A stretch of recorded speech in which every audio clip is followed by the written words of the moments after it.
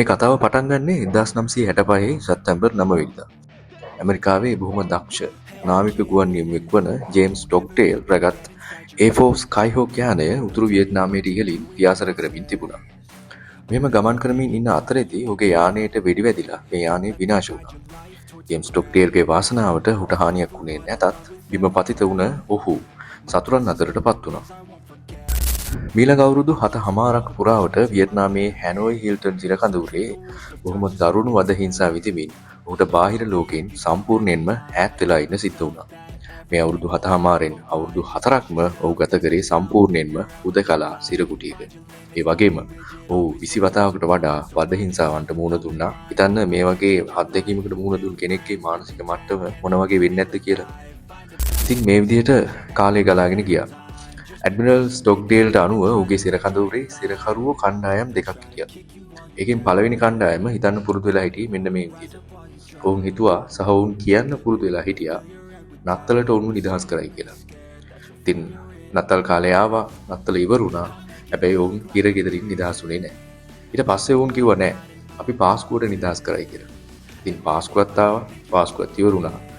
ඔවුන්ව නිදහස් වුණේ නැහැ. ඊට පස්සේ නැවතත් ඔවුන් මේ විදිහට බලාපොරොත්තු තියාගෙන එක දවස්වලදී අපිව නිදහස් කරයි කියලා කියන්න පුරුදු වෙලා හිටියා. ඊට පස්සේ ආයෙමත් ඊළඟ නත්තල ওই විදිහට කාලය ගලාගෙන ගියා. ඉතින් මේ විදිහට ඔවුන්ගේ බිඳුණු බලාපොරොත්තු වලින්ම ඔවුන් ලෙඩ වෙලා ඔවුන් මිය ගියා. මේ අය ස්ටොග්ඩේල් නම් කරේ ඔප්ටිමිස්ට්ලා. එහෙම නැත්නම් අතිශුභවාදීන් විදිහට.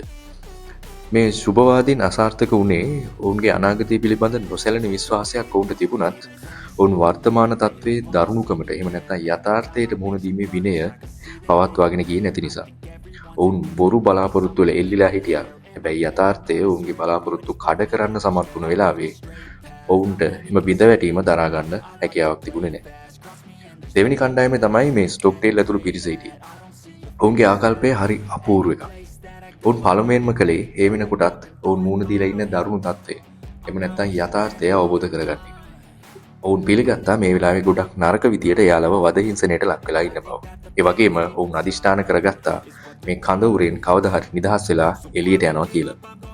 ස්ටොග්ඩේල්ගේ වචන වලින්ම කියනවා නම් ඔහු කියනවා මම කතාවේ අවසානය ගැන කිසි වෙලාවක විශ්වාසය නැති කරගත්තේ නැහැ. මම නිදහස් වෙනවා විතරක් නෙමෙයි අවසානයේදී ජයග්‍රහණය කරලා එම අත්දැකීම මගේ ජීවිතයේ තීරණාත්මක සිදුවීමක් බවට පත් කරගන්නවා.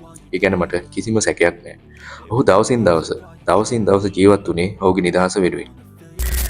මේ සිදුවීම් වලින් අවුරුදු ගණනාවකට පස්සේ ජිම් කොලින්ස් කියන සුප්‍රසිද්ධ කතුවරයාට පුළුවන් වෙනවා ජේම්ස් ඩොග්ඩේල්ව ඉන්ටර්විව් කරන්න. එතනදී එළියට එන මේ කතාව තමයි ස්ටොග්ඩේල් පැරඩොක්ස් කියන අද අපි මේ කතා කරන්න යන සංකල්පයට හේතුපාදක වුනේ. හොඳයි දැන් අපි බලමු මේ ස්ටොග්ඩේල් පැරඩොක්ස් එකේ හරය මොකක්ද කියලා.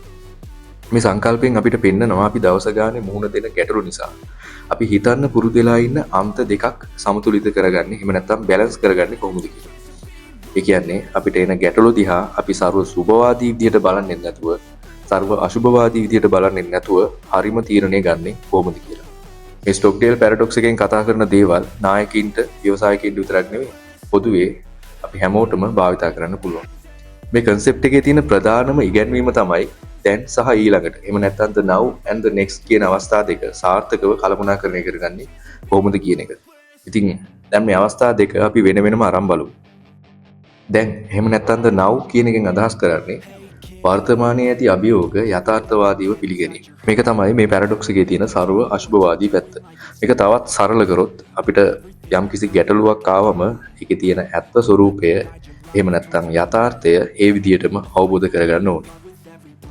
ඊළඟට මේ concept එකේ කියන අවස්ථාව තමයි the next. මේකෙන් අදහස් කරන්නේ යථාර්ථයේ පිළිගත්තට පස්සේ ඊළඟට අපිට තියෙන දුෂ්කරතා නොසලකා අවසානයේ තෙක් ජයග්‍රහණය කිරීමට නොසැලෙන විශ්වාසයක් සහ විනයක් පවත්වා ගැනීම. මේක තමයි මේ පැරඩොක්ස් එකේ තියෙන සුභවාදී පැත්ත. ඉතින් ඔයාලට දැන් තේරෙන්න ඕනේ මේ අන්ත දෙකෙන් එකකට විතරක් සීමා වෙන්නේ නැතුව මේ දෙකම සමතුලිත කරගෙන ගියොත් තමයි අපිට අවසානයේ වෙනකම් සටන් කරන් විනය හදාගන්න පුළුවන් වෙන්නේ. ඒ වගේම තමයි මේ පැරඩොක්ස් එකකින් එහාට ගිහින් කෝපරේට් වර්ල්ඩ් එකේදී කරපු ස්ටඩීස් වලදී හයිලයිට් වුණ දෙයක් තමයි ගැටලුවක් දිහා අධික ලෙස බලාපොරොත්තු තියාගෙන බලන එක සාර්ථකත්වයට බාධාවක් වෙන්න පුළුවන් කියන මතය. අසාර්ථක වුණ සමාගම් වල විධායකින් එහෙම නැත්නම් ලීඩර්ස්ලා තමන් මුහුණ දුන්න ගැටලු වලදී මේ විදිහට අධික සුභවාදී විදිහට බලලා කටයුතු කරලා තියෙනවා.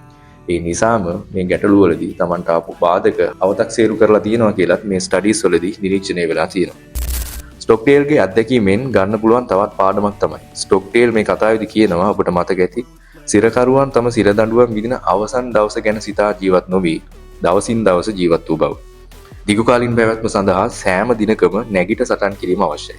ඒ වගේම තමයි අර්බුදයකදී නිවැරදි සැලසුම් සකස් කිරීමට නම් යථාර්ථයත් පිළිගත යුතුයි. ස්ටොක්ඩේල්ගේ සර්වයිවල් එකේ හුට අවුරුදු 7කමාරක් පුරාවට මේ සිර කඳවුරේ නොනැසී ජීවත් වෙන්න උපකාරී වුණ මූලිකම උපාය මාර්ගය වුණේ යථාර්ථවාදය. එහෙම නැත්නම් යථාර්ථවාදයේ මත පදනම් වූ විනය.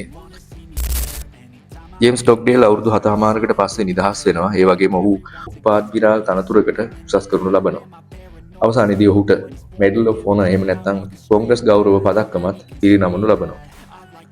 ඔහුගේ සිර කඳවුරේ අත්දැකීම Tamanගේ ජීවිතේ නිර්වචනය කරන සිදුවීමක්, ඩිෆයින් කරන සිදුවීමක් විදියට ඔහු පත් කර ගන්නවා. හරි. අපි මේ කතා කරපු ස්ටොක්ඩේල් පැරඩොක්ස් එකේ සාරාංශය මෙන්න මේකයි. ඔබ අවසානයේ ජයග්‍රහණය කරන බවට ඔබ තුළ ඇති දැඩි විශ්වාසය. ඔබගේ වර්තමාන යථාර්ථයේ පැරෑරුම් බවට මුහුණ දීමේ විනය සමග කිසිදා වරදවා වටහා නොගත යුතුයි. සරලවම කියනවා නම් සුබවාදීව හිතන්න ගින් යථාර්ථය බැහැර කරන්නත් එපා. ඒ වගේම තමයි යථාර්ථය පිළි අරගෙන පරාජය බාර ගන්නත් එපා. ඉතින් ඕක තමයි අද කතාව. මං හිතනවා යථාර්ථයට මුහුණ දීම සහ අවසානයේදී විනය පවත්වාගෙන යන්නේ කොහොමද කියන එක ගැන ඔබේ ජීවිතයට වටිනාකමක් එකතු කරන්න මට පුළුවන් වුණා කියලා. ඉතින් බොහොම ස්තුතියි අද මේ වීඩියෝ එකේ අවසානයේදී රැඳී සිටීම ගැන. That you'll figure it out. I'll make it look like I'm